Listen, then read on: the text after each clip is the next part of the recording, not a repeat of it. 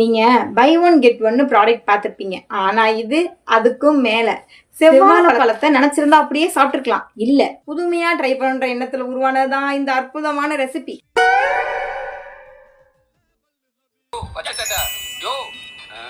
நீ பிக்கிற மாடலேஷன் சரியில்லை. இந்தா கத்தி எடுத்துக்க. இந்த ரெசிபிக்காக நான் 2 டெய்ரி மில்க் வாங்கி வச்சிருந்தேன். ஆனா ஒரு டெய்ரி மில்க் தான் இருந்துச்சு. ஒன்னு திருட்டு போயிடுச்சு. செவ்வாழை பழத்தை ரவுண்ட் ரவுண்டா கட் பண்ணி எடுத்துக்கிட்டேன். ஒரு பவுல்ல டெய்ரி மில்க், சாக்கோ பவுடரு, சக்கரன் போட்டு நல்லா மிக்ஸ் பண்ணி மெல்ட் பண்ணி எடுத்துட்டேன். மெல்ட் பண்ணதை எல்லா பழத்து மேலேயும் அப்ளை பண்ணேன். இந்த பக்கம் திரும்பி பார்த்தா நம்ம வீங்கி போன ஸ்ட்ராபெரி பார்த்துச்சு.